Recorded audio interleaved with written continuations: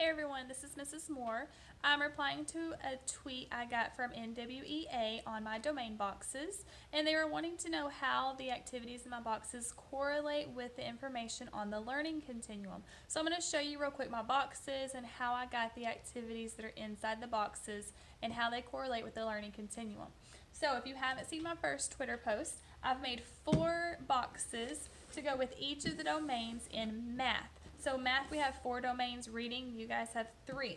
So I've got this box. First off, it's a cardboard box. I got it from a store we have here in Texas called the Dollar Tree. Y'all, everything's $1 at this store. It's my favorite place to shop. And I took the box home. It was just cardboard color. I wrapped it with some vinyl, super simple. And I took my vinyl machine and I also cut out words to put on the boxes because my handwriting was awful, so they didn't look very nice. And inside this box, I took my learning continuum, I got on Teachers Pay Teachers, I printed out activities to go with most of these skill levels, not all of them, but most of them, and I just threw them in the box. So on my learning continuum, one of the skills starts in first grade. I made sure I started where my lowest student was in my class, and then I went up to my highest level student. And then I filled in all the in-betweens with all those root ranges as well. So one of my lowest ones is starting in 191 to 200 root range. We're 3rd grade here. So I took a skill that correlates with 1st and 2nd grade together. And it is 1.2C and 2.2A. Same skill. It's using concrete and pictorial models to compose and decompose numbers. So for 1st grade, they only go up to 120. 2nd grade, they go up to 1,200. So one game hits 2 skills. This is a place value game. They have the pictorial models of the place value blocks.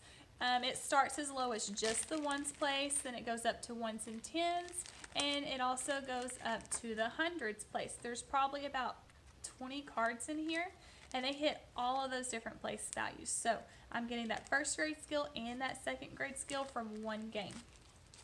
Next I'm going to show you an example of a 3rd grade skill from the learning continuum. Skill skill 3.2A. So it's basically the same thing, compose and decompose numbers. This time we're bumping it up to the 100,000ths place. So I do have an activity here that has place value blocks. They're going up to that next place value.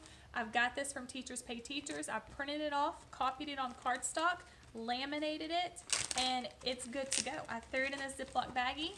It's writable with a dry erase marker. They write on it, they erase it. It's going to last me several years. It comes with little cards, so I just threw everything in a gallon Ziploc baggie.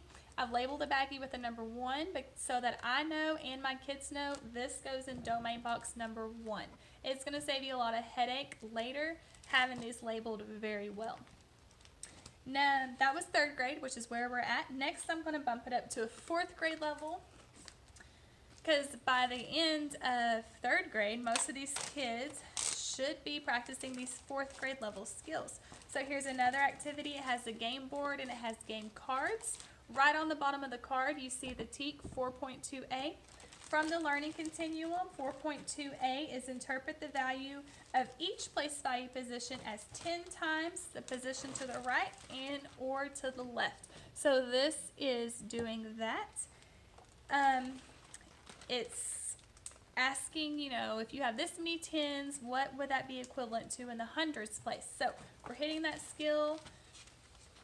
I'm going to show you one more quick one. I'm bumping it up to 5th grade level. Y'all, I have some smarty pants in my class. Some of these kids are ready for this 5th grade level stuff. If I don't have this stuff in my box, they're going to be bored with the boxes.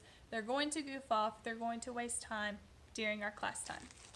So you have to make sure you're hitting all levels that you have in your classroom. So the 5th grade skill coming from my learning continuum states 5.2B.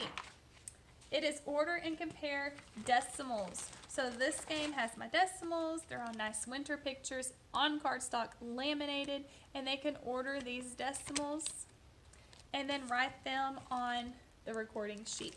So there's my 5th grade level activities for my smarty pants in my class. I let my kids do these activities in partners or small groups. I try not to let them get in groups bigger than 4. 3 is kind of the number I'm comfortable with. But my reason for that is that it allows the kids to work together. They collaborate with each other, they're learning from each other, and it allows me to go around the room and sit in on each little group that's going on, help them make sure they're doing the activity correctly, or introduce that skill to them if it's a skill they haven't learned yet. So it eliminates playtime with the kids. It keeps them on track, it keeps them engaged, and when they're working with a buddy, they just like to work better. So those are my domain boxes. I have them for all the domains in math. They're all numbered. They're numbered all the way around the boxes, so the kids know exactly where to put their materials back when they're done. They're all labeled with the title. Y'all, it has been a really great thing I've incorporated into my classroom. I hope you're able to incorporate these as well. If you have any questions on the boxes, on how to get materials for them or activities, let me know. You can get me on Twitter at Morris Math. And be sure to tag NWEA as well if you are incorporating these into your classroom.